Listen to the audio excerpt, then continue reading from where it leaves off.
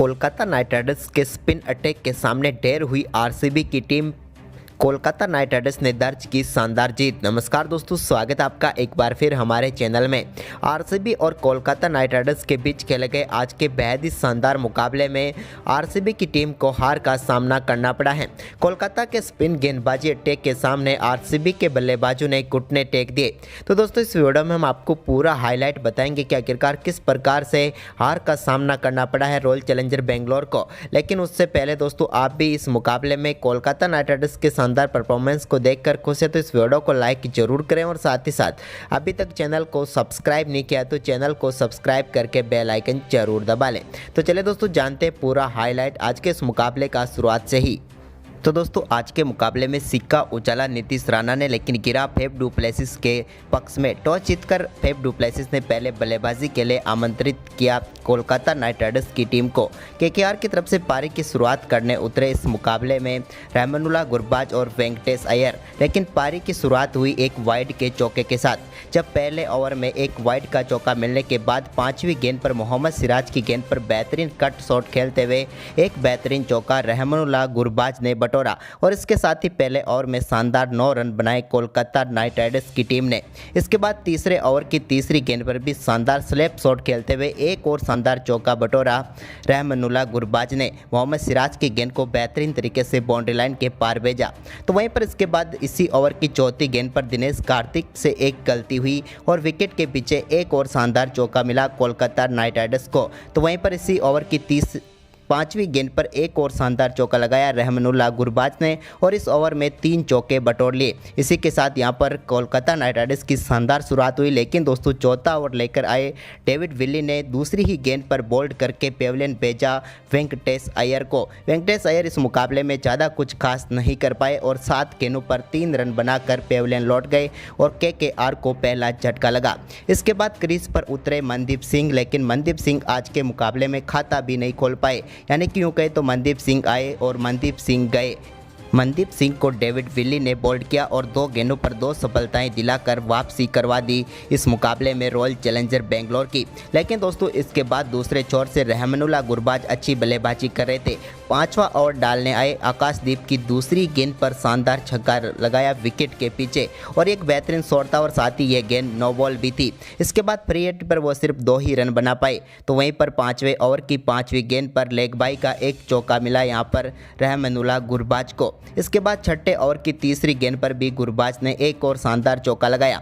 लेकिन इसके बाद यहां पर कप्तान नीतीश राणा से बड़ी पारी की उम्मीद थी, लेकिन आज के मुकाबले में वो ऐसा कुछ नहीं कर पाए और 7वां ओवर डालने आए माइकल ब्रेसवेल की पहली गेंद पर स्वीप शॉट खेलने के चक्कर में अपना विकेट गंवा बैठे। दिनेश कार्तिक ने उनका बेहतरीन कैच पकड़ा और एक और झटका लगा यहां पर कोलकाता नाइट राइडर्स को और कप्तान नीतीश राणा 5 गेंदों पर 1 रन बनाकर पेविलियन लौट गए।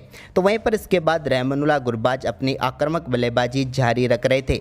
उन्होंने 9वें ओवर की दूसरी गेंद पर माइकल ब्रेसवेल के एक बेहतरीन छक्का लॉन्ग ऑन के ऊपर से लगाया। स्लोक स्वीप खेलते हुए यह बेहतरीन छक्का उन्होंने बटोरा। जबकि दोस्तों, इसी ओवर की 5वीं गेंद पर भी उनके बल्ले से एक और शानदार चौका देखने को मिला। इस बार भी उन्होंने मिड विकेट बाउंड्री लाइन के पार भेजा गेंद को। तो वहीं पर 10वें ओवर की दूसरी गेंद पर रहमानुल्लाह गुरबाज ने एक शानदार छक्का जड़ा। तो वहीं पर चौके के साथ उन्होंने अपनी शानदार अर्धशतक भी पूरा कर लिया। आईपीएल के इतिहास में उनका ये पहला अर्धशतक था दूसरे ही मुकाबले में। शानदार अर्धशतक बनाने के बाद उम्मीद थी कि आज के मुकाबले में ये बड़ी पारी खेलेंगे, लेकिन दोस्तों ऐसा नहीं हो पाया और अर्धशतक के बाद इनका बल्ला ज़्यादा देर तक नहीं चला और एक बार फिर 12वां ओवर डालने आए कर्ण शर्मा ने दूसरी ही गेंद पर गुरबाज को पेविलियन भेजा। गुरबाज अच्छी बल्लेबाजी कर रहे थे, लेकिन इस मुकाबले में 44 गेंदों का सामना करने के बाद 57 रन बनाकर पेविलियन लौटे। उनके बल्ले से 6 चौके तो 3 छक्के देखने को मिले। इसके बाद मैदान के अंदर उतरे आंद्रे रसल, लेकिन आज के मुकाबले में आंद्रे रसल अपना खाता भी नहीं खोल पाए और वो भी पहली ही गेंद पर विराट कोहली को कैच थमा बैठे और 0 रन बनाकर गोल्डन डक पर आउट हुए आंद्रे रसल और रॉयल चैलेंजर बेंगलोर को बड़ी सफलता मिली। लेकिन इसके बाद क्रीज पर उतरे शार्दुल ठाकुर ने इस पूरे मुकाबले को ही पलट कर रख दिया। 12वें ओवर की चौथी गेंद पर शानदार चौके के साथ अपनी पारी का आगाज किया शार्दुल ठाकुर ने। तो वहीं पर इसके बाद 13वें ओवर की पहली गेंद पर उन्होंने आकाशदीप की गेंद को बाउंड्री लाइन के पार भेजा, फाइन लेग की तरफ ये चौका बटोरा। इसके बाद इसी ओवर की अगली ही गेंद पर एक्स्ट्रा कवर की तरफ उन्होंने एक और शानदार शॉट खेलते हुए बैक टू बैक 2 चौके जड़े। इसके बाद आकाशदीप की आखिरी गेंद जो कि फ्री हिट थी उस पर बेहतरीन बल्लेबाजी करते हुए छक्का जड़कर शार्दुल ठाकुर ने अपनी आक्रामक बल्लेबाजी का अंदाज यहां पर जाहिर कर दिया। तो वहीं पर इसके बाद 14वें ओवर की आखिरी गेंद पर भी उन्होंने एक बेहतरीन चौका शार्दुल ठाकुर ने लगाया। इस बार डीप मिड विकेट की तरफ ये चौका भेजा। अब वो 12 गेंदों पर 30 रनों पर पहुंच चुके थे, लेकिन इसके बाद 15वां ओवर डालने आए माइकल ब्रेसवेल की चौथी गेंद पर शार्दुल ठाकुर ने मिड विकेट की तरफ से गेंद को स्टैंड्स में डिपॉजिट किया और यहां पर एक और शानदार छक्का बटोरा। यह छक्का भी शानदार था, जबकि इसकी अगली ही गेंद पर एक बार फिर मिड विकेट बाउंड्री लाइन के बाद एक और मैक्सिमम उन्होंने बटोरा और इस छक्के के साथ दोनों बल्लेबाजों के बीच शानदार पार्टनरशिप भी 50 रनों तक पहुंच गई थी और साथ ही शार्दुल ठाकुर भी अब आक्रामक बल्लेबाजी करते हुए 40 रनों के स्कोर तक पहुंच गए थे। वहीं पर इसके बाद 16वें ओवर की दूसरी गेंद पर डेविड विली के शानदार चौका लगाकर उन्होंने अपना अर्धशतक पूरा कर लिया।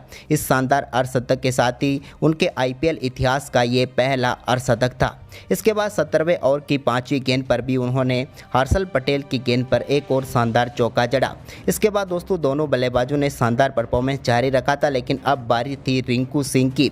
शार्दुल ठाकुर की धमाकेदार पारी के बाद रिंकू सिंह जो कि बॉल बाय बॉल रन बना रहे थे, लेकिन उन्होंने अपनी धमाकेदार पारी का आगाज़ किया 18वें ओवर की 5वीं गेंद से, जब उन्होंने 18वें ओवर की 5वीं गेंद पर मोहम्मद सिराज की गेंद को बेहतरीन तरीके से 6 रनों के लिए भेजा और ये गेंद भी नो बॉल थी, क्योंकि हाइट की ये नो बॉल थी जिस पर शानदार छक्का उन्होंने बटोरा था। हालांकि फ्री हिट पर वो ज़्यादा कुछ खास नहीं कर पाए थे, लेकिन उन्होंने 19वें ओवर की दूसरी गेंद पर शानदार चौका हर्षल पटेल की गेंद पर लगाया। तो इसके बाद तीसरी गेंद पर भी उनके बल्ले से एक और शानदार छक्का देखने को मिला।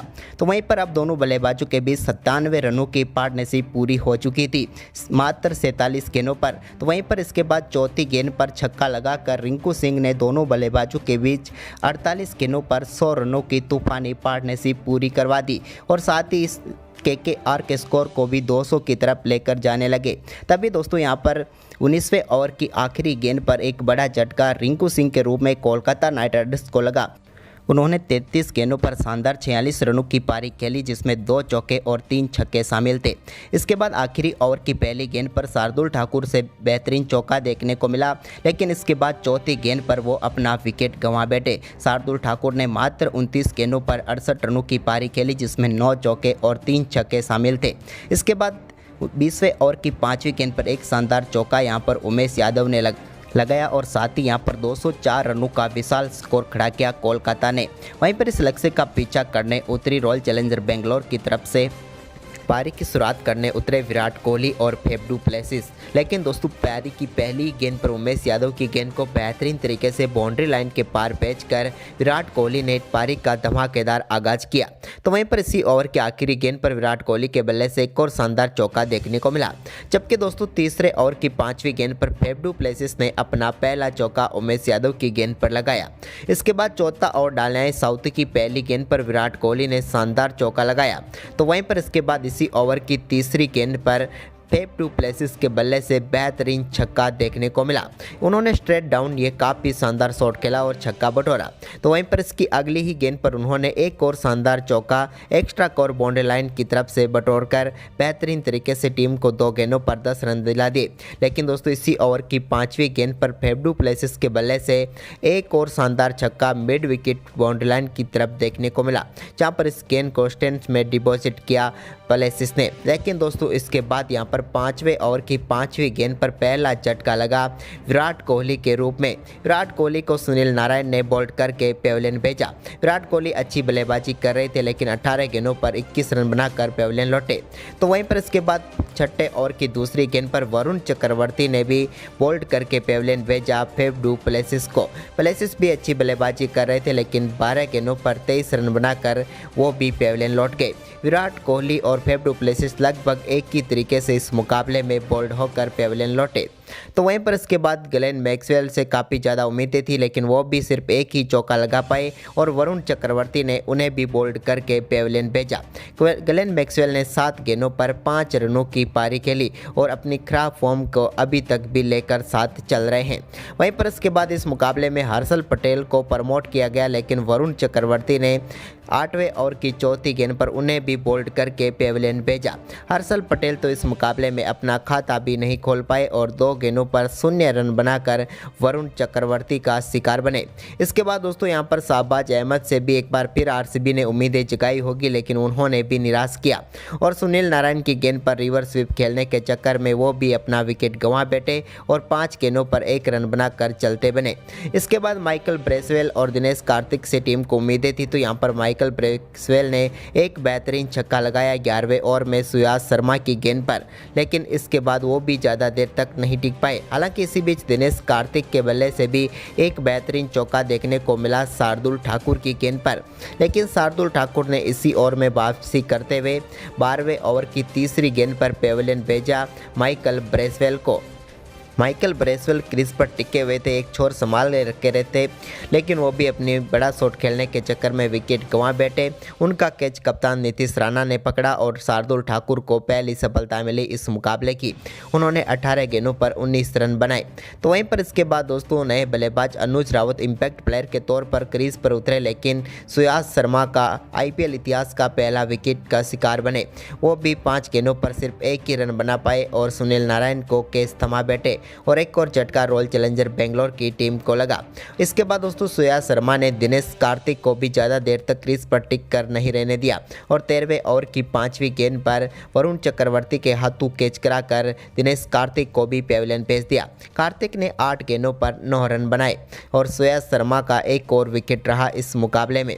इसके बाद दोस्तों डेविड विल्ली क्रीज पर उतरे, तो उनके साथ थे कर्ण शर्मा, लेकिन दोस्तों यहाँ पर एक और सफलता सुयाज शर्मा ने कर्ण शर्मा के रूप में दिलाई। कर्ण शर्मा इस मुकाबले में 3 गेंदों पर सिर्फ 1 ही रन बना पाए, लेकिन इसके बाद यहाँ पर आकाशदीप क्रीज पर उतरे, जिन्होंने कुछ अच्छे शॉट जरूर लगाए।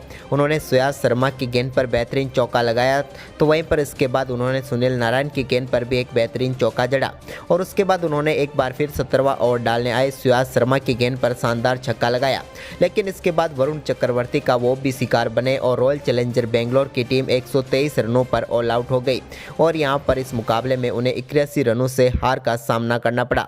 कोलकाता की तरफ से सबसे बेहतरीन गेंदबाजी वरुण चक्रवर्ती ने की और इस मुकाबले में टीम को शानदार जीत दिलाई। तो दोस्तों आज के मुकाबले में आपको किस खिलाड़ी का परफॉर्मेंस अच्छा लगा हमें कमेंट में बताएं और इस वीडियो को शेयर करें। धन्यवाद।